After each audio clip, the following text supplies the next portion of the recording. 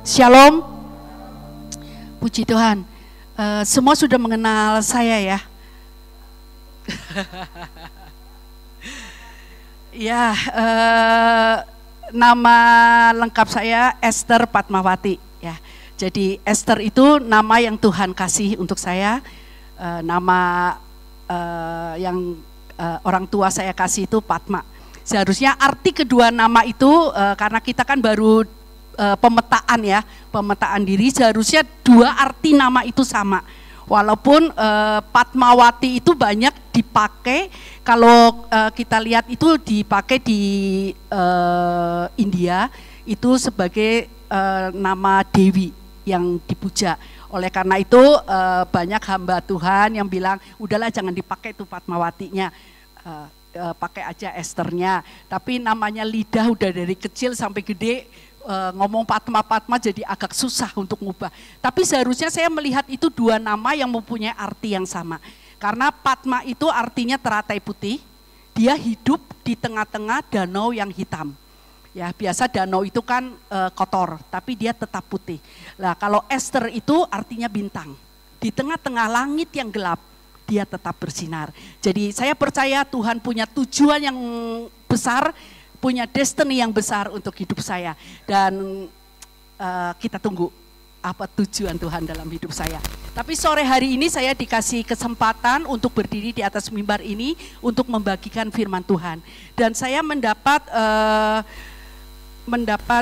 apa ya, jadi saya punya beban di dalam hati saya untuk membagikan tentang Ayub. Mungkin kita akan baca dulu sebelum mulai Ayub 1.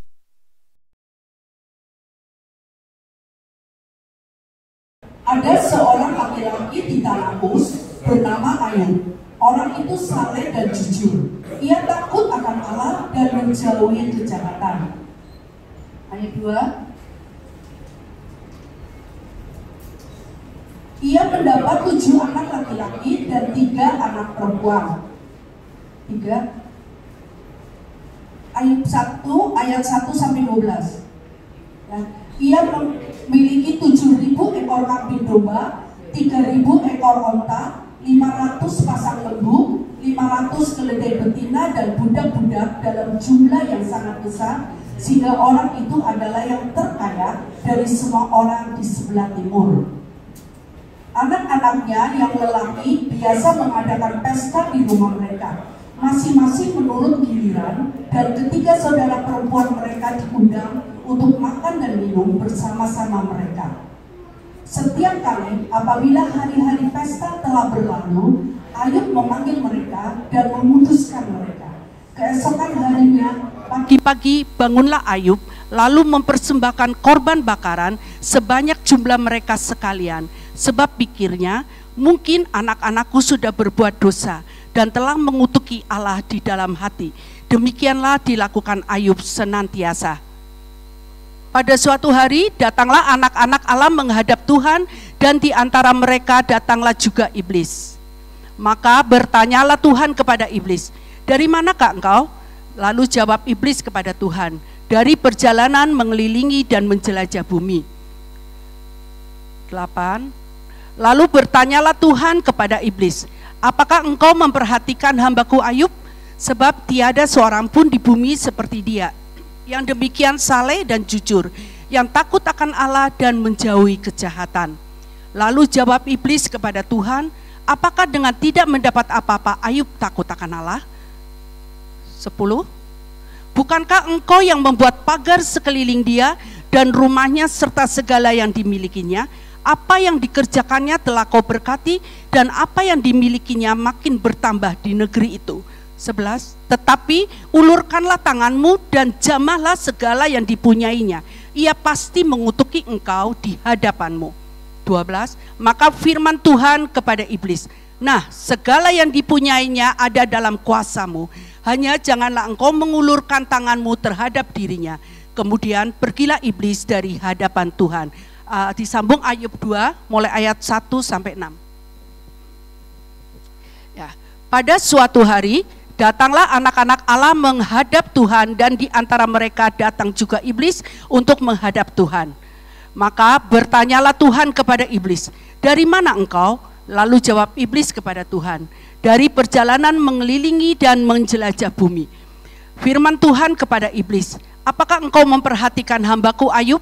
Sebab tiada seorang pun di bumi seperti dia, yang demikian saleh dan jujur, yang takut akan Allah dan menjauhi kejahatan.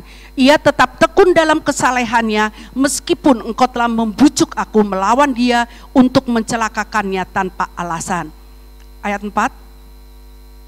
Lalu jawab iblis kepada Tuhan, kulit ganti kulit, orang akan memberikan segala yang dipunyainya ganti nyawanya. Ayat 5. Tetapi ulurkanlah tanganmu dan jamalah tulang dan dagingnya, ia pasti mengutuki engkau di hadapanmu.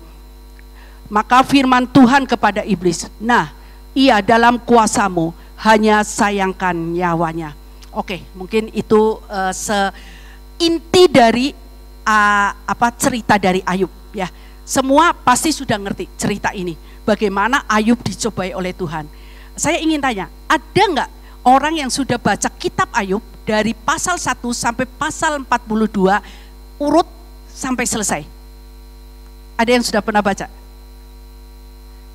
Ya, oke, beberapa sudah, ya. Tapi bagi yang belum, saya ingin meringkaskan seperti ini. Jadi dari pasal 1 sampai pasal 2 seperti yang kita baca, kita melihat bagaimana ada pembicaraan antara antara Tuhan dengan iblis, gitu ya. Tuhan menyodorkan Ayub, lihat tuh Ayub, luar biasa, tidak ada yang saleh seperti dia di muka bumi ini. Iblis ngomong, ya terang aja, orang kau menjagai, coba kalau dilepas, pasti juga ngutukin. Sampai akhirnya Tuhan bilang, oke, aku lepas, gitu kan. Dan kita lihat bagaimana pencobaan itu datang kepada Ayub. 10 anaknya dalam 1 hari itu mati. Dan bukan hanya anaknya, kekayaannya semua habis. Dan tidak hanya itu, Ayub juga ditimpa dengan sakit barah, dikatakan barah yang busuk. Itu berarti mungkin bisul yang nanahan, yang baunya gak enak, itu dari ujung kaki sampai ujung kepala. Sampai Ayub untuk menggaruknya aja harus pakai beling. Itu berarti udah nyot-nyotennya kayak apa, sakitnya kayak apa, nggak kebayang gitu ya. Anak saya bisulan 1 aja teriak-teriak terus gitu. Jadi itu pasal 1 sampai pasal 2.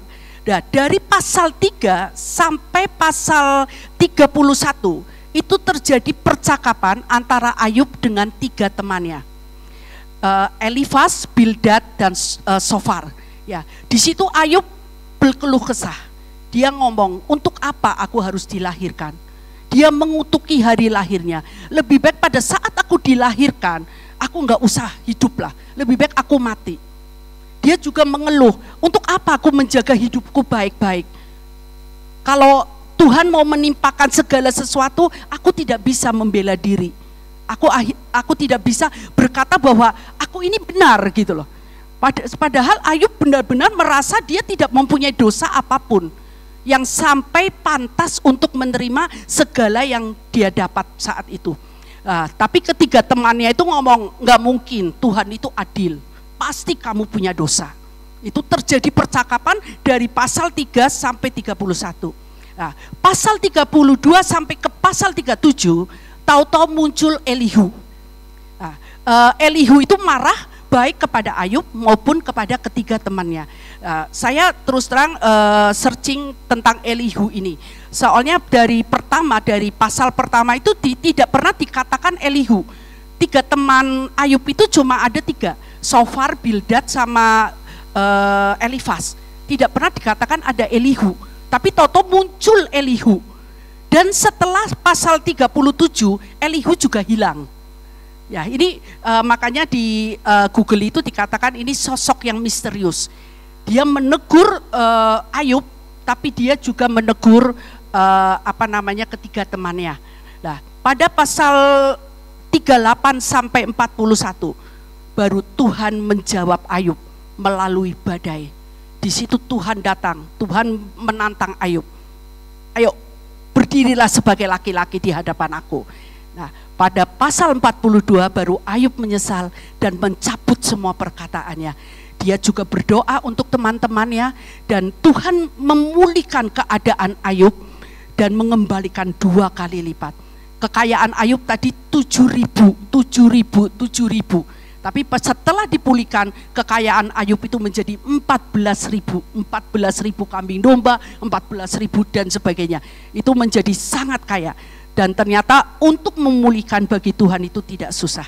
Tapi terus terang pada saat saya membaca ini timbul pertanyaan, kenapa ya sampai Tuhan mengizinkan Ayub dicobai? Pernah enggak Bapak Ibu timbul pertanyaan, kenapa sih? Ya, kalau padahal ya, kalau diteliti, kalau umpamanya Tuhan enggak ngomong ke iblis, lihat hambaku Ayub, iblis enggak keinget Ayub gitu loh. Tapi saat itu Tuhan seakan-akan menyodorkan Ayub, lihat hambaku Ayub. Kenapa sih gitu loh? Kenapa sampai Ayub dicobai? Terus terang itu saya memikirkan itu dan tidak menemukan jawabannya sampai beberapa saat yang lalu. Dulu saya mentok sampai di pemikiran, oh mungkin ada lubang di dalam hidup Ayub. Karena dikatakan bahwa anak-anaknya senang berpesta pora kan, anak-anaknya senang makan dan pesta-pesta. Dia kumpul 10 anaknya makan, minum gitu kan, di salah satu rumah giliran. Padahal kalau dipikir itu bagus loh.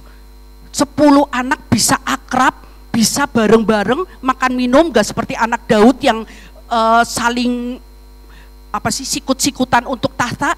Ini bisa bareng-bareng pesta bareng-bareng, makan minum bareng-bareng, giliran di rumah masing-masing, itu kan suatu yang baik gitu loh. Tapi kan Ayub takut pada saat mabok, tahu-tahu dia ngomong yang menghujat Allah. Makanya selalu sehabis pesta Ayub berdoa. Saya pikir oh ini celaknya nih, ini lubangnya nih. Makanya Ayub bisa dicobai karena ada lubang ini. Dan apalagi di dalam Ayub 3 ayat 25, mungkin bisa munculkan Ayub 3 ayat 25. Dikatakan Ayub 3 ayat 25. Mungkin saya kadang-kadang minta ayat dikeluarkan ya. Dikatakan karena yang kutakutkan itulah yang menimpa aku, dan yang kucemaskan itulah yang mendatangi aku. Berarti ada ketakutan dalam hati Ayub. Wah ini nih lubang. Saya pikir ini lubang. Tapi kalau kita pikir benar-benar, lubang ini tidak membuat perlindungan Tuhan di tahun-tahun sebelumnya itu terlepas dari hidup Ayub. Ayub tetap dilindungi, tetap dipagari, sampai pada saat terjadi pembicaraan antara Ayub dengan iblis. Ya terang aja orang dilindungi, gimana enggak memuji engkau? Ya. Tapi karena tidak ada jawaban lain, itu yang saya pegang sampai beberapa waktu yang lalu. Dan beberapa waktu yang lalu Tuhan bukakan saya. Pada Ayub 1 ayat 1 tadi dikatakan, ada seorang laki-laki di tanah Uz bernama Ayub. Orang itu saleh, jujur, takut akan Allah, dan menjauhi kejahatan. Itu juga diakui oleh Tuhan di ayat 8. Apakah engkau memperhatikan hambaku Ayub? Sebab tiada seorang pun di bumi seperti dia, yang demikian saleh, jujur, takut akan Allah, dan menjauhi kejahatan. Kalau Tuhan sudah ngomong, berarti itu ya dan amin. Nggak perlu kita mencari-cari seharusnya. Ya berarti Ayub itu memang saleh, jujur, dan menjauhi kejahatan. Itu kenyataannya. Tapi kalau kita baca, coba kita baca, kita buka di pasal 42 ayat 5 dan 6. Ayub pasal 42 ayat 5 dan 6. Ya, saya bacakan. Hanya dari kata orang saja aku mendengar tentang engkau, tetapi sekarang mataku sendiri memandang engkau. Ayat 6. Oleh sebab itu aku mencabut perkataanku, dan dengan menyesal aku duduk dalam debu dan abu. Dengan jelas Ayub mengatakan, dulu aku mengenal engkau cuma dari kata orang, tapi sekarang mataku sendiri memandang engkau. Jadi ketika Ayub itu jujur, ketika Ayub itu saleh, ketika Ayub menjauhi kejahatan, ketika Ayub takut akan Tuhan, itu bukan dengan pengenalan. Dulu aku mengenal engkau dari kata orang, tapi sekarang aku melihat engkau dengan mataku sendiri, aku melihat engkau. Jadi banyak dari anak-anak Tuhan, banyak dari kita hidup saleh, kita berusaha hidup benar, kita berusaha menjauhi kejahatan. Tapi seharusnya kita belum pernah memandang Tuhan dengan mata kita. Kita takut akan Tuhan dari kata orang. Karena apa? Ya pendeta ngomong gitu. Pernah ketemu Tuhan, Ci? Kita dalam perjalanan untuk bertemu muka dengan Tuhan. Banyak dari kita melakukan segala kesalehan itu tanpa pengenalan akan Tuhan. Dan pada saat itu tahu-tahu Tuhan bukakan dalam pikiran saya. Kenapa Tuhan izinkan Ayub mengalami begitu banyak masalah? Karena tidak gampang.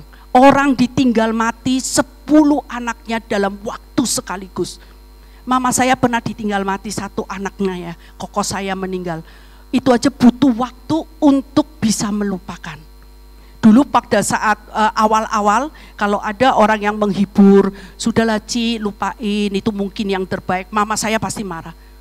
Terbaik kata siapa? Terbaik. Aku yang kehilangan, kamu ngomong terbaik kata siapa? Itu butuh waktu untuk bisa melupakan. Dan Ayub ini tidak tanggung-tanggung, 10 anaknya langsung meninggal. Itu tuh luar biasa, benar-benar luar biasa. Itu pasti pukulan yang luar biasa. Itu bukan suatu, mungkin kita karena hanya membaca, wah ya berat. Tapi kalau Tuhan izinkan, wah kalau bisa Tuhan jangan izinkan itu kita alami ya. Wah itu tuh luar biasa. Benar-benar itu butuh kekuatan yang luar biasa. Dan kekayaan habis dalam sekejap. Saya ingat pada tahun 98 banyak orang yang bangkrut, itu aja banyak yang bunuh diri. Ada orang yang nabrakin diri ke kereta api, ada yang terjun dari tingkat berapa, itu hanya karena kebangkrutan gitu loh. Yang mungkin masih bisa dipulihkan. Ini sudah anak meninggal, bangkrut, dan sakit, itu luar biasa. Tapi ternyata Tuhan izinkan itu, karena apa? Karena kasih. Saya melihat Tuhan berkata, oh, aku mengasihi Ayub. Dia tidak ingin Ayub melakukan segala sesuatu hanya karena rutinitas. Dia tidak mau Ayub terjebak dalam agamawi. Dia tidak mau Ayub terjebak dalam suatu liturgi yang mati. Tapi Tuhan ingin Ayub mengalami dia. Karena kita bisa lihat, untuk pemulihan itu bukan masalah sulit bagi Tuhan. Kalau seseorang sudah wadahnya itu udah benar, tidak sulit bagi Tuhan untuk memberkati. Nah, maka mari, ayo kita belajar mengoreksi. Saya juga koreksi. Berapa sering saya merasakan bahwa kalau saya melayani seperti ini, dikasih pelayanan mimbar ini aja, tadinya kalau boleh menghindar, saya ingin menghindar gitu loh. Rasanya nggak bisa ngomong, nggak bisa lah, nggak bisa lah, lain kali aja, nantilah, kapan-kapan. Kalau bisa menghindar, saya ingin menghindar gitu. Kadang-kadang kita melayani Tuhan, ukurannya saya mau nggak, saya suka enggak, saya seneng enggak. Kita lupa bahwa kita seharusnya melayani, dan ukuran kita itu Tuhan mau enggak aku melayani, Tuhan disukakan enggak dengan aku melayani. Ya, kadang-kadang kita lupa. Dan saya ingin memberi satu contoh lagi. Kita buka di dalam Lukas 15 ayat 11. Lukas 15 ayat 11 sampai 32. Ini tentang perumpamaan tentang anak yang hilang. Mungkin tidak perlu saya bacakan semua ya. Ini lebih dikenal. Cerita ini lebih dikenal. Ya, perumpamaan anak hilang. Ada seorang yang punya 2 anak, anak bungsu dan anak sulung. Ya, anak bungsu minta bagiannya. Pak, bagiin dong bagian warisanku kasih dulu. Ya, setelah itu dia pergi dan berfoya-foya menghabiskan hartanya. Setelah hartanya habis, sampai dia nggak bisa makan, baru dia balik ke bapaknya. Dia pikir pegawai bapakku aja bisa makan di rumah, aku di sini sampai makan ampas babi aja dimarahin gitu. Ya wis lah, lebih baik aku balik lah. Aku balik ke rumah, minimal aku bisa makan di rumah bapak. Dan anak yang kedua, anak sulung. Dia anak yang baik, anak yang di rumah, anak yang kerja, mantu bapaknya. Tapi begitu lihat adiknya pulang, dia marah. Dia ngomong, anak yang sudah menghabiskan harta bapak malah dibikinin pesta. Aku yang bantu satu kambing aja nggak pernah dikasih, gitu kan? Ya, itu ceritanya. Lah, menurut bapak dan ibu, siapa anak yang tidak mengenal orang tuanya? Siapa, Cik? Yang sulung apa yang bungsu? Yang sulung? Hah? Ya, ada yang sulung. Kalau menurut saya itu dua contoh lagi orang yang tidak mengenal bapaknya. Seperti tadi Ayub tidak mengenal Tuhan. Ini dua contoh lagi yang tidak mengenal bapaknya. Kalau anak bungsu itu udah jelas-jelas. Jelas-jelas itu mungkin kalau menurut saya itu gambaran orang dunia. Orang yang hanya mau berkat Tuhan, tidak mau hubungan dengan Tuhan, tidak ada Tuhan-Tuhanan, yang penting aku hidup cukup, aku diberkati, aku bisa pesta pora. Melakukan apa saja di dunia ini seenaknya. Baru setelah Tuhan izinkan segala peristiwa menghantam dia, mungkin sakit penyakit lah, kebangkrutan lah, dia baru pikir, enak ya jadi orang Kristen ya. Kayaknya jadi orang Kristen ayem loh. Ya wis lah, aku maulah terima Tuhan. Enak kelihatannya masuk gereja, banyak temen, ya kan? Banyak orang-orang yang berpikiran seperti itu. Itu gambaran orang anak bungsu. Kalau anak sulung, itu tuh kelihatannya baik. Oh, itu gambaran kita nih. Anak sulung itu gambaran kita. Baik-baik di gereja, pelayanan, sibuk main musik, sibuk WL, sibuk bagiin firman gitu kan. Tapi begitu ada sesuatu yang menyentuh, yang menghantam, yang menyinggung kenyamanan kita, kita mulai marah.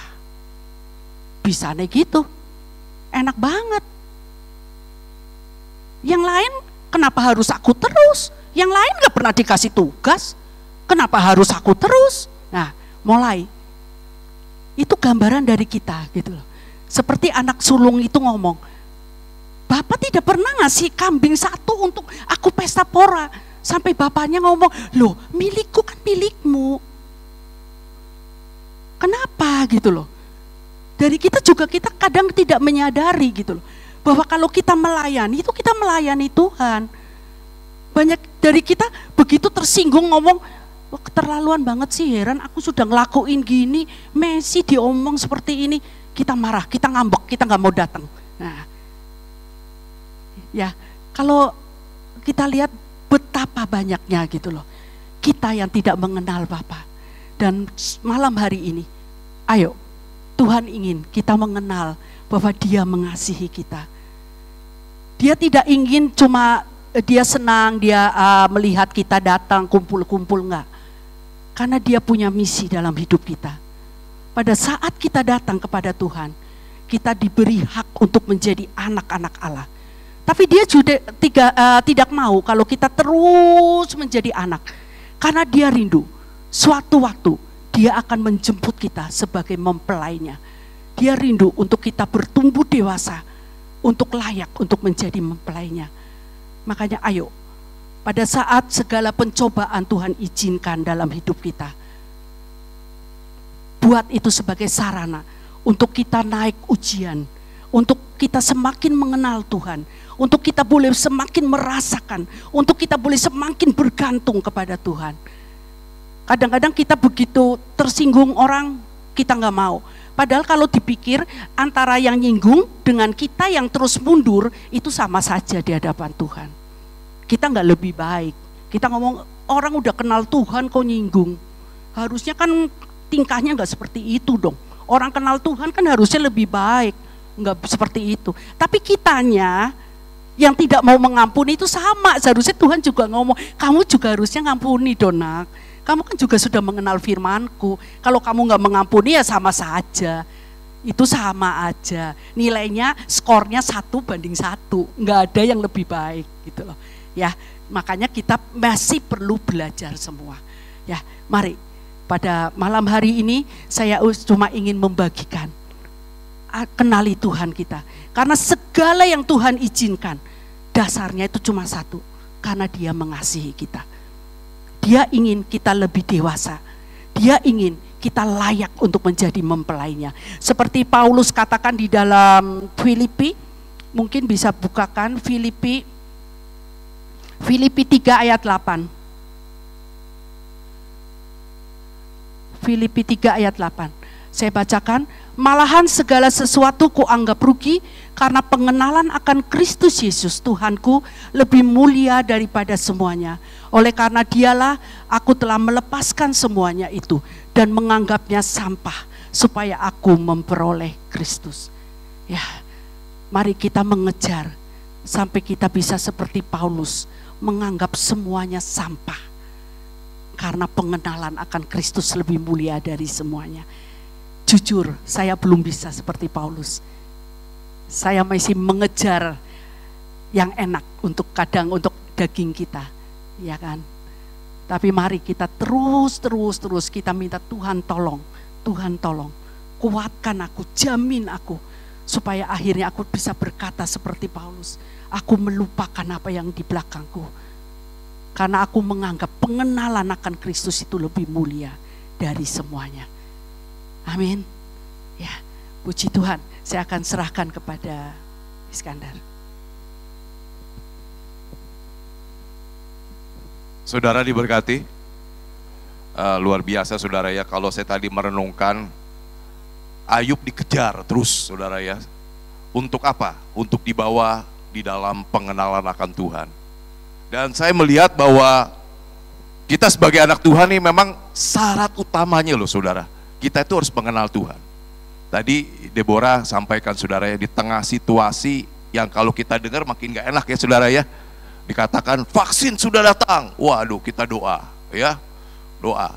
Tantangan lagi ya. Mau pilkada, tantangan lagi. Macam-macam. Di keadaan dunia, cuaca semua, macam-macam. Saya merenungkan, Tuhan, apa yang harus kami lakukan sebagai anak-anak-Mu? Ya. Kemudian tadi Esther, istri saya memberikan kesaksian tentang pengenalan akan Tuhan. Kalau saya lihat ini penting sekali saudara ya. Kenapa? Ayub sampai mengalami itu. Untuk kita loh, yang sekarang nih belajar Alkitab, baca Alkitab, tahu.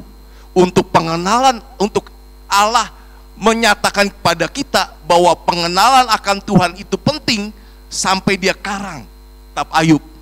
Sampai Ayub mengalami itu. Untuk kita tuh belajar. Tuhan berani mempertaruhkan segalanya untuk kita bisa mengenal Dia. Amin saudara. Dan saya melihat satu hal yang luar biasa saudara ya.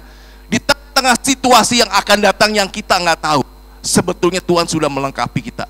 Tuhan sudah berfirman buat kita. Untuk apa? Supaya kita kuat bertahan di tengah-tengah keadaan yang kita nggak tahu seperti apa di depan. Nah, saya mau ajak saudara ya, saya menyambung tadi dari Esther, dari kita baca Daniel, saudara ya.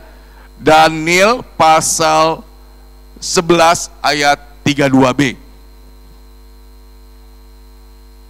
Ya, Daniel 11 ayat 32b. Nah, ini saudara ya.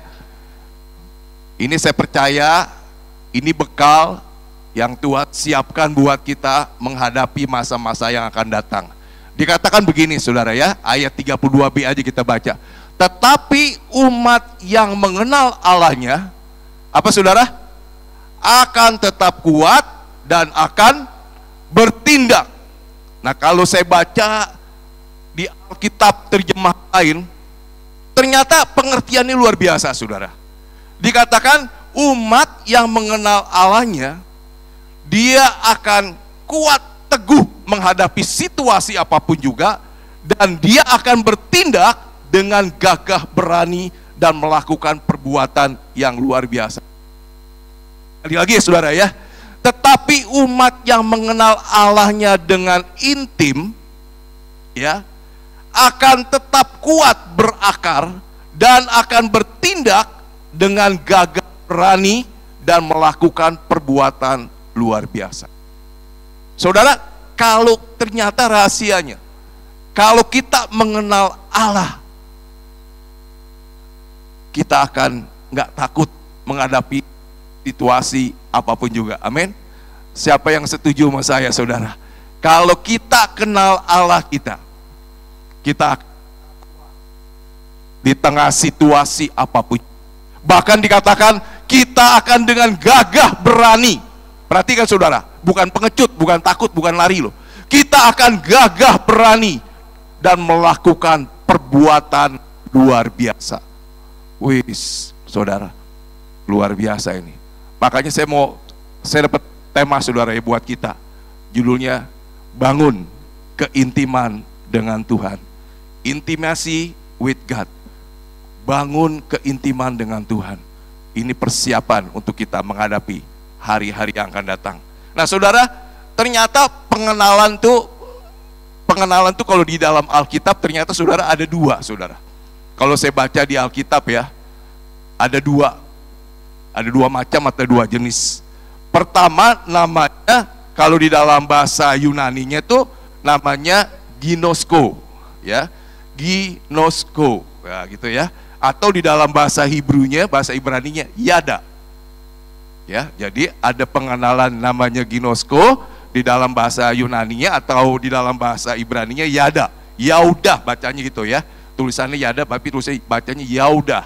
Ya, tapi maaf ini orang Indonesia, saudara ya. Nah, ini ada lagi pengenalan yang namanya satu lagi beda, namanya oida. Waduh, saudara ya.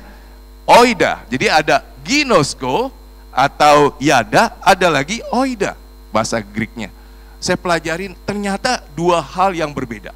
Bedanya begini saudara, kalau ginosko ya, saudara itu mengenal seseorang tuh dengan intim, akrab, mengenal pribadi, ya, sering kumpul, sering sharing. Contohnya paling baik apa? Hubungan suami istri, ya, hubungan suami istri. Jadi kalau suami istri saudara saling tertutup, saya nggak ngerti ini saudara, tapi hukumnya sebetulnya yang paling dekat itu ya suami istri, ya, itu hubungannya intim, ginosko, saling membagi masalah, perasaan gitu ya saudara ya. Nah mungkin kalau keluarga baru pertama kali nikah, itu kalau ginosko. Kalau oida itu beda gini, kalau oida itu saya kenal berdasarkan informasi, kata orang. Tadi Ayub bilang, aku kenal Tuhan, dikatakan apa? Kata orang. Dia belum mengalami temuan pengenalan pribadi. Dia Ayub itu belum mengalami yang namanya ginosko, mengenal Tuhan secara pribadi, mengenal hatinya Tuhan, mengenal perasaannya Tuhan, impiannya Tuhan. Ya, dia baru mengenal kata orang atau oida. Nah, oida itu tadi saya katakan, mengenal seseorang berdasarkan informasi. Misalnya apa? Dari media sosial. Kalau sekarang kan media sosial kan, saya mau kenal Pak Ketut, saya lihat, oh Pak Ketut lebih aktif di media sosial, misalnya ya, saya searching, wah Pak Ketut ternyata begini, misalnya gitu loh. Itu saya kenal. Contohnya yang paling berkenak, saya kenal Presiden Donald Trump, kenal nggak saya? Oh saya kenal, saya tahu. Tapi saya sebatas kenal melalui media sosial, berita, saya nggak kenal pribadi, saya nggak kenal hatinya, perasaannya, impiannya, saya nggak ngerti. Saya kenal dia, saya tahu dia. Tapi kalau ginosko, saya sering berinteraksi. Ya, saya sering ngobrol, oh, tahu dia punya masalah, dia punya pergumulan, dia punya impian, ya, saya kenal pribadi. Saya ngerti karakternya. Kalau begini dia nggak suka, ya. Kalau begitu dia nggak suka, kayak istri saya nih. Kalau kotor sedikit nggak suka, saudara ya. Ceritanya becek sedikit, ini apaan sih? Oh itu saya ngerti, gitu loh ya. Ngerti nggak saudara ya? Itu salah satu ginosko gitu loh ya, kenal. Saudara kalau sikat gigi, odolnya lupa ditutup, istri saya marah tuh. Ya, saya ngerti itu Ya saya ngerti. Ini siapa yang nggak tutup odol? Oh itu ginosko saudara ya. Dia kenal pribadi. Makanya kalau saya sekali cepet-cepet tutup, gitu ya. Ngerti nggak? Supaya jangan ribut, gitu ya. Itu kenal. Namanya kenal pribadi, hatinya, impiannya. Ngerti ya saudara ya? Nah, Tuhan menghendaki kita memiliki hubungan dengan Dia, ginosko. Akrab, intim, mengenal. Hatinya Tuhan, kerinduannya Tuhan, pribadinya Tuhan. Ya, kalau Oida tadi kenal informasi. Mungkin Bapak Ibu ya yang nonton YouTube ini ya mungkin baru menikah.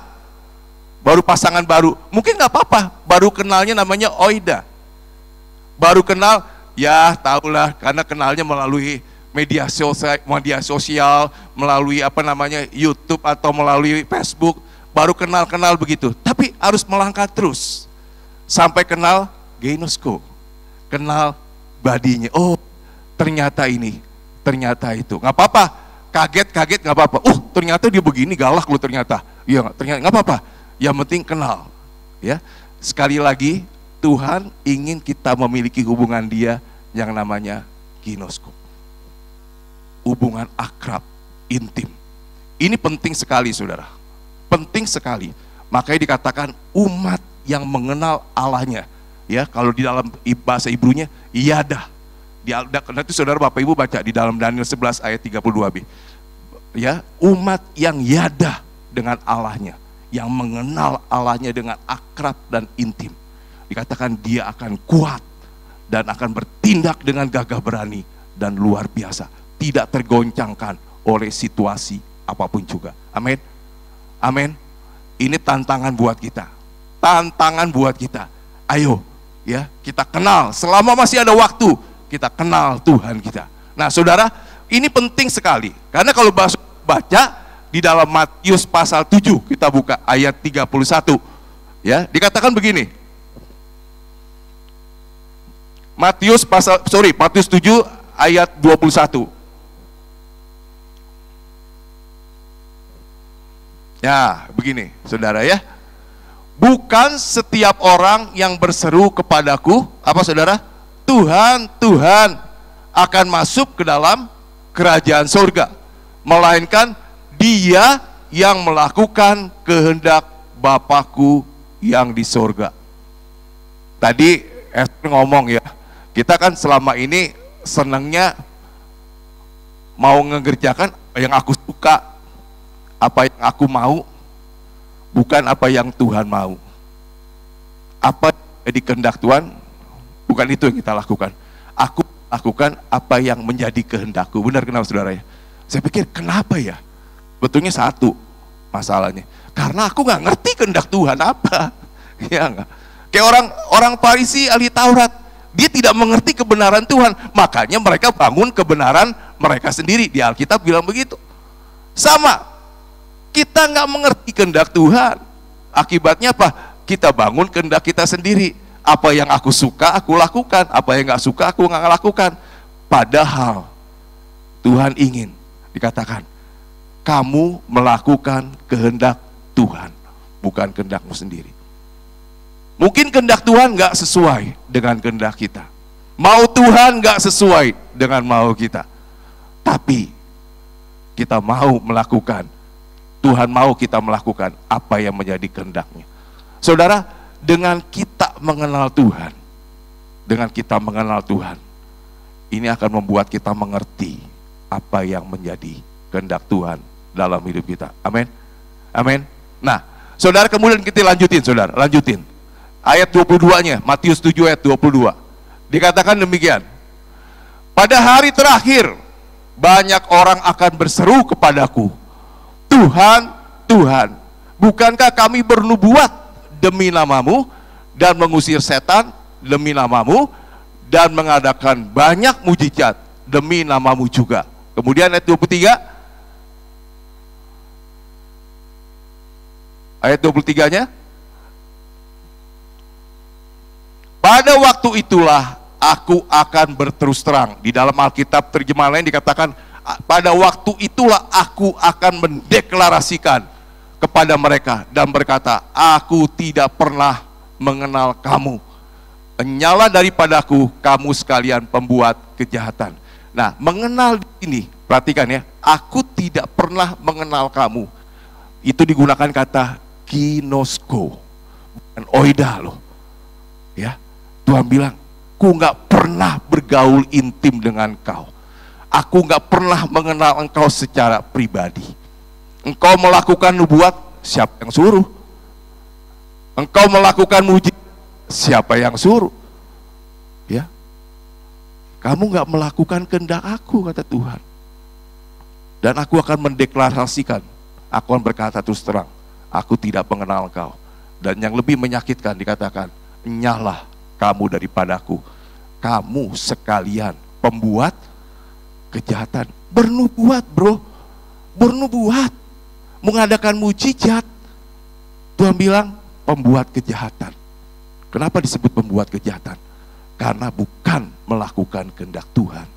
Kenapa kita sampai tidak mengerti kehendak Tuhan? Karena kita nggak mau bergaul intim, dekat, melekat dengan Tuhan. Satu hal yang saya belajar tentang Tuhan Yesus, ya, kalau kita baca cerita tentang Tuhan Yesus, menarik saudara ya. Dikatakan begini, dia tidak pernah berkata-kata dari dirinya sendiri. Benar nggak baca ya? Iya nggak? Dia tidak pernah menghakimi atau menilai seseorang menurut pendapat dia sendiri. Tapi Bapa yang memberi penilaian, dia cuma mengatakan, melakukan. Dia nggak pernah berkata-kata dari diri dia sendiri. Bapa yang di dalam aku yang berkata-kata. Amin. Dia bilang, aku nggak pernah mengadakan sesuatu, melakukan sesuatu atas kehendakku sendiri. Tapi Bapa yang melakukannya, menunjukkan kepadaku apa yang harus aku lakukan. Makanya dikatakan, Tuhan Yesus berkata, Bapa berkata kepada Tuhan Yesus, inilah hambaku yang kukasihi, kepadanya lah aku berkenan. Bapak Ibu, rindu nggak suatu saat Bapak datang kepada kita, inilah hambaku yang kukasihi, kepadanya lah aku berkenan. Saudara rindu? Rindu? Saya sih terus terang rindu sekali loh saudara. Ya enggak? Saya rindu Tuhan, Tuhan. Ya enggak? Makanya saya mau mulai bangun. Saya mau mulai bangun hubungan saya dengan Tuhan. Bangun keintiman dengan Tuhan. Karena dengan demikian, saya mengerti apa yang menjadi kehendak Tuhan. Dan saya percaya, kalau saya melakukan kehendak Tuhan, Dia akan memberikan anugerah kepada kita. Amin. Amin. Jadikan ini kerinduan kita. Jadikan ini kerinduan kita. Aku rindu mengenal Engkau Tuhan. Aku rindu mengenal Engkau. Enggak ada yang aku ingini, seperti Rasul Paulus. Ya, teriakan hatinya, aku rindu mengenal Engkau lebih dari segalanya. Bahkan segalanya itu aku anggap sampah demi aku mengenal Tuhan. Saya pikir Paulus apa sih maksudnya? Tapi setelah saya pelajari, saya renungkan, gak heran. Paulus berani bayar harganya untuk dia mengenal Tuhan. Dia berani bayar harganya untuk dia mengenal Tuhan. Saya percaya ini tantangan buat kita. Siapapun juga yang mendengar, ya, malam ini tantangan buat kita mengenal Tuhan lebih dari segalanya. Amin. Nah, saudara, kemudian ada satu hal lagi yang saya menarik, saudara ya. Ketika Esther bagikan tentang anak bungsu dan anak sulung, ya. Tadi lagi makan, kita lagi makan. Saya mau bagiin, Esther mau bagiin ini loh, gini. Saya bilang, Tuhan, apa sebetulnya yang kau sampaikan tentang anak sulung dan anak bungsu? Ya, memang tadi udah disampaikan, dua-duanya nggak mengenal Tuhan, saudara. Dua-duanya tidak mengenal Tuhan. Kalau saudara perhatikan, yang paling mereka, di mana mereka nggak kenal Tuhan, nggak kenal bapaknya, dia nggak kenal bapaknya itu penuh kasih karunia. Benar nggak? Bapaknya itu ternyata penuh kasih karunia, dan anak-anaknya ini nggak mengenal. Yang satu, yang sulung, ingin membangun kebenaran dia sendiri, ingin dipuji karena perbuatan-perbuatan dia. Makanya dikatakan begini, anak sulungnya ngomong begini, aku sudah bekerja keras. Ya enggak? Bapak apa pahalanya buat aku? Apa pahalanya? Aku sudah kerja siang dan malam. Aku udah melayani siang dan malam. Apa yang aku dapat dari Bapak?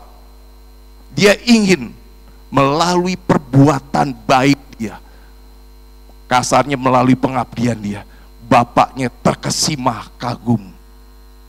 Padahal kita tahu kita diselamatkan karena anugerah, amin. Dari kita nggak ada yang buat Bapak tersenyum, karena kita ini dasarnya dosa, hanya oleh karena kasih karunia. Anak yang buntu setelah ngabisin uang warisan dihabisin, uangnya dihabisin, dan hidup melarat, kemudian bertobat datang kepada Bapak.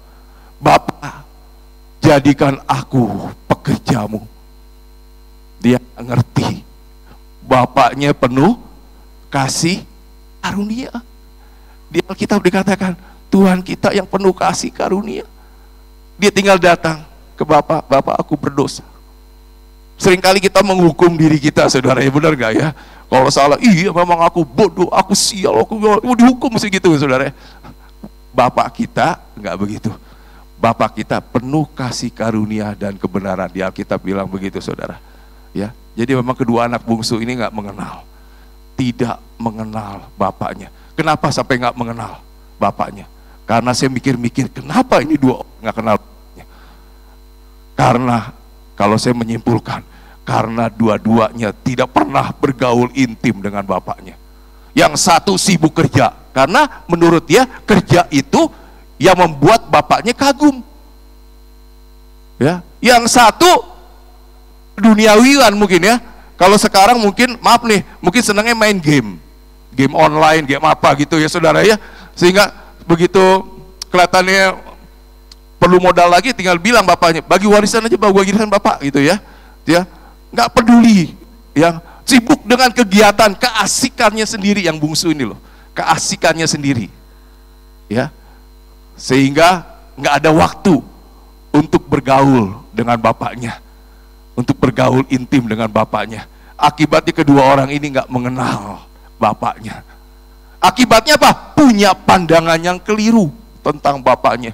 Bapaknya dianggap yang suka menghukum, suka menilai. Ini menurut anak yang sulung loh, ya nggak? Yang satu bilang, aku sudah bersalah, berdosa, seharusnya aku ditendang ke neraka. Anak yang bungsu berpikir begitu. Mereka tidak mengenal kasih karunia bapaknya. Amin. Kita kenal karunia Tuhan, amin. Yesus sudah mati buat kita di kayu salib. Darahnya tercurah buat kita. Nah saudara, saya merenungkan, ya Tuhan, apa sih sebetulnya yang membuat aku ini susah untuk bergaul intim dengan Tuhan?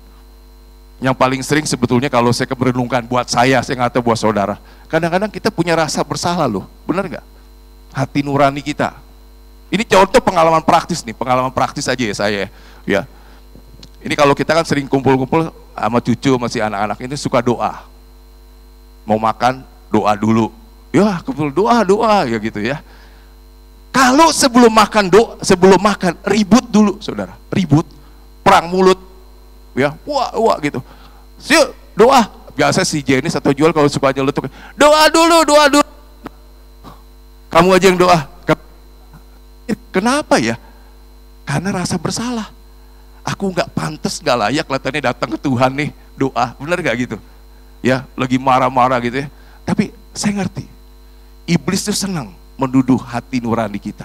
Kamu nggak pantas untuk berdoa, kamu nggak pantas datang ke Tuhan. Kamu lagi marah-marah begitu sama karyawan, sama teman, baru ngomongin orang, ya nggak? Macam-macam, merasa nggak pantas, nggak layak. Iblis senang. Saya tahu, iblis senang. Tapi kalau di Alkitab kita baca, dikatakan darah Yesus menyucikan hati nurani kita. Jelas, darah Yesus menyucikan hati nurani kita, sehingga hati nurani kita tidak bisa menuduh kita. Ya, kemarin ada lagi ceritanya, kita lagi mengunjungi satu tempat, mau berdoa di tempat itu ya saudara. Wah, sebelumnya di mobil kita ribut, saya khususnya sama istri saya, wah beda pendapat gini. Begitu sampai ke rumah kita mau berdoa di rumah itu gitu loh. Tapi mulai deh, saya bilang, aduh Tuhan, baru marah, ya enggak? Apa aku layak datang ke Tuhan? Untung saya baru baca ayatnya saudara. Darah Yesus menyucikan hati nuraniku, asal aku datang ke Tuhan. Aku bertobat, aku datang ke Tuhan, hati nuraniku disucikan oleh darah Yesus. Saya bilang, Tuhan ampuni aku Tuhan. Kalau aku marah-marah, kalau aku ribut, ampuni aku. Sucikan hati nuraniku. Dan aku percaya, darah-Mu sanggup untuk aku melayakkan aku datang ke hadirat Bapa. Saya nggak mau dituduh. Saya percaya, Bapak Ibu Saudara pun nggak mau kan dituduh dengan hati nurani kita kan. Ya nggak? Bapak tangannya tetap terbuka. Jangan kita punya pikiran atau pengenalan kita seperti anak yang bungsu. Aku sudah bejat, sudah rusak. Enggak. Karena dia nggak kenal bapaknya. Tapi malam ini saya mau kasih tahu, yuk kita udah kenal Bapak kita, penuh kasih karunia dan kebenaran. Maksudnya apa? Bukan kita bermain dengan dosa, tapi kalau kita berdosa, kita mengaku di hadapan Tuhan, Tuhan menyucikan, menguduskan kita, dan kita layak masuk dalam hadiratnya, hidup di dalam keintiman dengan Dia. Amin, amin. Dan saudara, Bapak Ibu Saudara, di firman Tuhan mengatakan, hanya umat yang mengenal Allahnya, hanya umat yang mengenal Allahnya dengan intim atau ginosko, dia akan tetap kuat. Bahkan dia akan bertindak dengan gagah berani dan luar biasa. Saya percaya kita ditentukan untuk kita mengenal Allah kita dengan intim. Supaya apa? Kita bisa bertindak di tengah kegelapan dunia, di tengah kekelaman bangsa-bangsa. Kita katakan kita bisa bertindak karena kemuliaan Tuhan ada di dalam hidup kita. Amin. Karena terang Tuhan ada di dalam hidup kita. Aku nggak takut karena aku mengenal Allahku. Dikatakan di dalam firman Tuhan, dikatakan begini saudara ya, hidupku bukannya aku lagi. Pernah baca ya? Tapi Kristus yang hidup di dalam aku. Dan hidupku yang kuhidupi di dalam daging loh sekarang nih, adalah hidup oleh iman dalam anak Allah yang apa saudara? Mengasihi aku. Kita harus punya iman. Iman pertama, iman bahwa Tuhan Yesus itu mengasihi kita. Kalau Dia sudah mati buat kita, mengorbankan hidupnya buat kita, ada hal yang luar biasa yang Dia kehendaki buat kita. Saudara, Yesus itu mati. Kalau kita baca di Alkitab, dikatakan untuk apa? Untuk supaya kita yang tadinya jauh, supaya menjadi dekat. Kerinduan hati Tuhan, kerinduan hati Tuhan untuk kita hidup dekat dengan Dia. Darahnya tercurah supaya kita yang jauh menjadi dekat dengan Dia. Saudara, bangsa Israel yang keluar dari Mesir itu menolak ketika Tuhan mengulurkan tangan untuk mereka mendekat. Mereka menolak. Ahli Taurat dan orang Farisi ketika Yesus datang berbicara, mereka menolak untuk dekat dengan Tuhan, untuk intim dengan Tuhan. Tapi saya percaya umat tebusannya, yaitu Anda dan saya, kita siapapun juga, saya percaya kita nggak menolak. Kalau Dia sudah mati, curahkan darahnya untuk kita memiliki hubungan dekat dengan Dia. Ayo, responi dengan baik, responi dengan baik, responi dengan baik. Jangan menolak Dia, jangan menolak Dia. Datang ke hadirat Bapa, datang ke hadirat Dia. Amin, amin. Yuk, mari kita bangkit berdiri.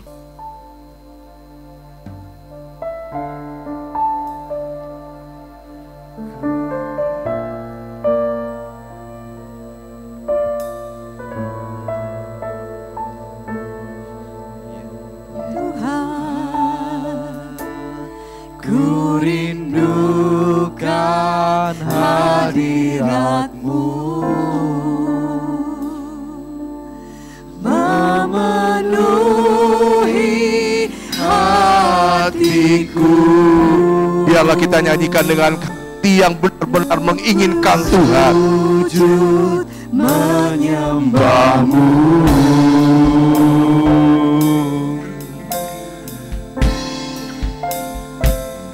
ya Tuhan.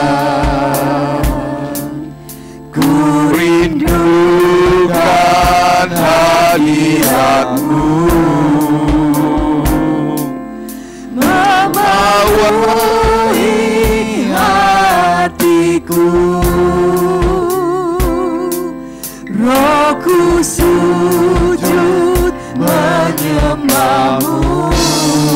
Biar awan kemuliaan, biar awan kemuliaan-Mu turunlah memenuhi bait suci-Mu. Curahkanlah Roh Kudus-Mu memenuhi hatiku. Biar awan kemuliaan-Mu. Tuhan, ini doa kami. Ini menjadi kerinduan kami, Tuhan. Biarlah awan kemuliaan-Mu, biarlah hadirat-Mu, Tuhan, memenuhi hati kami, memenuhi hidup kami, memenuhi hatiku. Biar awan kemuliaan-Mu turunlah memenuhi bait suci-Mu. Kami adalah bait suci-Mu, Tuhan. Kami adalah umat-Mu yang Kau tebus sendiri dengan darah-Mu, Tuhan. Tuhan, Tuhan, Engkau yang membuka tangan-Mu untuk datang, untuk kami datang, Tuhan, ke dalam pelukan-Mu, Tuhan. Engkau sendiri yang mengundang kami untuk masuk dalam hadirat-Mu. Ampuni kami kalau selama itu, Tuhan, mungkin kami tidak peduli akan panggilan-Mu untuk kami datang mendekat kepadamu, untuk kami mempunyai hubungan yang intim dengan Engkau, Tuhan. Tuhan, Tuhan, ampuni kalau kami mungkin seperti anak sulung, Tuhan, yang sibuk dengan kegiatannya sendiri, yang mencoba menarik perhatian-Mu dengan perbuatan-perbuatan baik yang kami lakukan, walaupun itu kami tahu tidak sesuai dengan kehendak-Mu.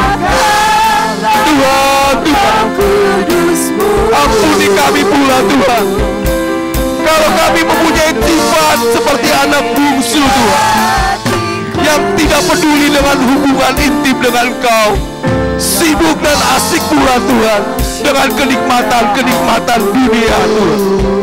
Ampuni kami, Tuhan, ampuni kami.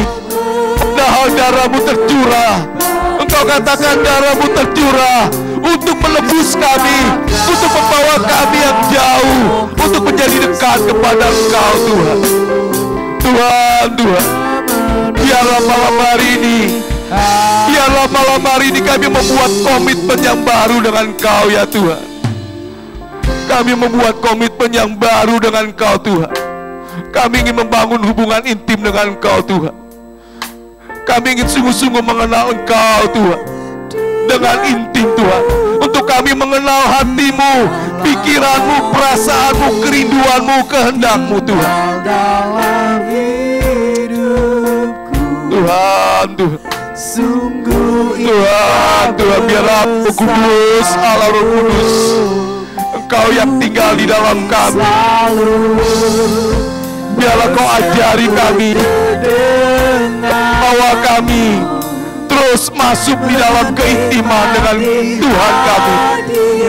Mari Tuhan, Tuhan, terima kasih Tuhan.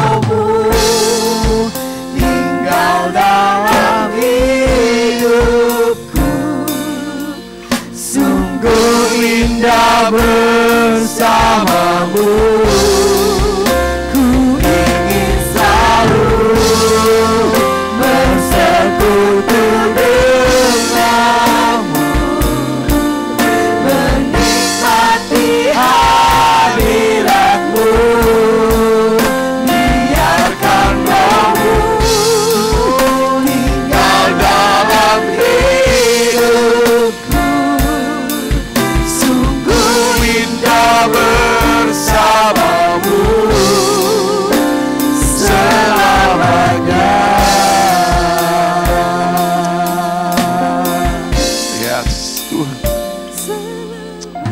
Tuhan, Tuhan. Bawa kami masuk Tuhan. Bawa kami masuk Allah Roh Kudus. Untuk kami masuk di dalam keintiman lebih lagi, lebih dalam lagi. Untuk kami sungguh-sungguh mengenal Engkau secara pribadi. Kami gak mau mengenal Engkau kata orang Tuhan. Kami ingin mengenal Engkau secara pribadi. Karena kami tahu itulah yang membuat hidup kami kuat berakar di dalam Engkau Tuhan. Yang membuat kami Tuhan di tengah situasi apapun juga, kami tetap kuat melekat dengan Engkau Tuhan. Bahkan kami dapat melakukan perbuatan-perbuatan besar dan yang luar biasa Tuhan. Mari Allah Roh Kudus, mari Allah Roh Kudus, Engkau penolong kami. Bawa kami masuk di dalam kedalaman, di dalam keintiman dengan Engkau ya Tuhan. Oh terima kasih Tuhan, terima kasih untuk malam hari ini. Terima kasih kalau kami boleh sungguh-sungguh memuji dan menyembah Engkau. Kami boleh masuk di dalam persekutuan dengan Engkau. Terima kasih untuk Engkau boleh menegur kami, menyadarkan kami Tuhan. Terima kasih Tuhan, terima kasih Tuhan. Mari Kau meteraikan Allah Roh Kudus apa yang disampaikan pada malam hari ini, juga di dalam hidup hamba-Mu ini. Terima kasih Tuhan. Di dalam nama-Mu kami berdoa dan mengucap syukur. Haleluya. Amin. Ya, oke. Kita akan mendengar kesaksian dari seorang saudari kita. Silakan. Selamat malam Bapak-bapak, Ibu-ibu. Malam ini saya kesaksian ya. Dari bulan Oktober ya nih saya tuh kan masuk rumah sakit ya, sampai rumah sakit itu sakit terus rumah sakit, terus habis pulang dari rumah sakit itu rasa ya kayak saya tuh kok masih sakit terus sampai ini kayak bawah sini anyang-anyangan ya, sampai saya bilang sama Sisi, anyang-anyangan kalau istilah dokter itu apa gitu loh, saya tuh nggak ngerti juga. Terus saya berdoa sama Tuhan, kok sakit terus gini gimana ya ke dokter, terus sampai saya tuh bosen ke dokter terus, saya mengangkat ke dokter. Nah, terus kemarin saya mungkin Tuhan lewat Sisi ya, saya tuh dikasih Sisi entah agape itu loh, tak cobain, tak minumin itu ya, ternyata di badan enak, terus itu apa ya, terus itu jadi boyoknya saya tuh sama ini ayang-ayangan itu rasanya hilang, jadi boyoknya bisa itu keluar angin terus gitu, jadi kan enteng gitu. Saya bersyukur sekali sama Tuhan Yesus, mungkin sampai tak pegang, Tuhan kok sakit terus gimana ini aku rasanya tuh, tapi Tuhan Yesus itu baik sekali. Saya sejak sampai saat ini tuh saya masih mengkonsumsi teh agape itu. Terima kasih ya Tuhan Yesus. Puji Tuhan ya. Puji Tuhan ya saudara ya. Jadi Cibengsun ini mengalami berapa sakit ya, nggak tahu gimana ketemu Sisi ditawarkan dikasih teh agape ya. Nah, memang kebetulan youth ini kan lagi ngumpulin dana untuk aktivitas kegiatan yang lain dan menjual agape tea. Saya sih suka, terus terang aja saya suka. Jadi silakan juga kalau Bapak Ibu yang mau beli, mau membantu youth ya, dana silakan. Buang angin luar biasa saudara ya. Luar biasa. Agape tea namanya gak keren saudara ya. Di Shopee ada ya kalau nggak salah, di online ya sudah ada ya, silakan. Oke, ada beberapa pengumuman yang saya sampaikan. Kita tinggal sekali lagi ibadah, yaitu di tahun ini tanggal 14 Desember. 14 Desember kita akan ada namanya perayaan Natal ya, perayaan Natal. Jadi mungkin kita ada perayaan Natal kita adakan di tempat ini dengan seat yang terbatas kira-kira sekitar 60-70 orang. Jadi Bapak Ibu Saudara yang mau ikut datang dalam perayaan Natal tanggal 14 Desember, mau ajak teman silakan, tapi tolong WA ke saya ya, biar kami bisa mengatur tempat duduk dan juga konsumsinya gitu ya. Jadi silakan, saya percaya ada berkat-berkat Tuhan yang hendak disampaikan oleh hambanya Pak Petrus Adi untuk tahun-tahun di depan ya, yang saya percaya akan menguatkan terus iman percaya kita kepada Tuhan. Tapi jangan lupa satu hal, kita bangun hubungan kita dengan Tuhan. Amin. Amin. Karena itu yang membuat kita tetap kuat, tetap bertindak, tetap melakukan perbuatan-perbuatan yang dahsyat. Kemudian pengumuman yang lain, ada doa 24 jam hari Kamis tanggal 10 Desember ya. Silakan Bapak Ibu yang sudah menyusun jadwal bergabung dengan kita. Dan di tempat ini kita akan adakan jam 6, setengah 7 ya, atau jam 6 ya? Dari jam 6 ya? Jam 6 ya? Setengah 7. Oke, jadi ini kita doa akhir tahun sekalian saudara ya. Sama-sama 24 jam. Dan kita juga sekalian mendoakan untuk dan juga rapat diskusi tentang Natal ya. Jadi acara doa ini kita gabung nih. Yang youth dengan yang dewasa semua kita gabung mulai jam 6 sore sampai jam 9 malam ya, silakan ya. Jadi tolong perhatikan semua para pengurus yang mungkin hari ini tidak hadir, datang jam 6 tanggal 10 sampai jam 9 kita doa bareng-bareng sama-sama. Dan bagi Bapak Ibu yang mau gabung silakan. Saya rasa tidak ada pengumuman lebih lanjut, kita akhiri persekutuan kita. Mari Allah Roh Kudus, Kau terus bangkitkan di dalam hati kami kehausan dan kelaparan akan Kau sendiri Tuhan. Biarlah api cinta kami kepadamu Tuhan makin hari makin bertambah-tambah Tuhan. Dan biarlah kesukaan kami pun untuk bersekutu dengan Engkau, bergaul intim dengan Engkau.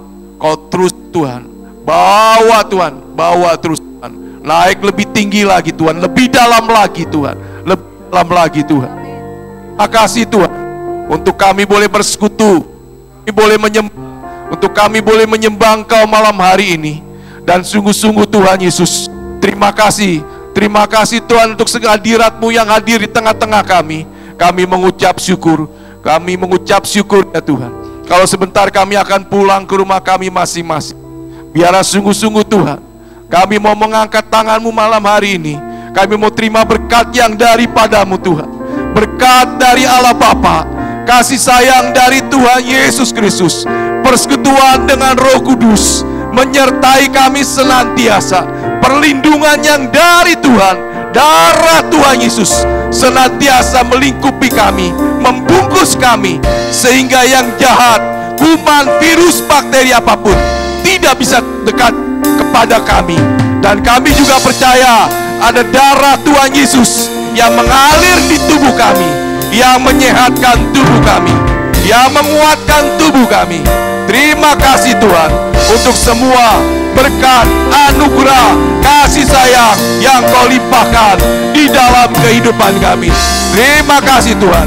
Biarlah kita semua yang diberkati berkata amin.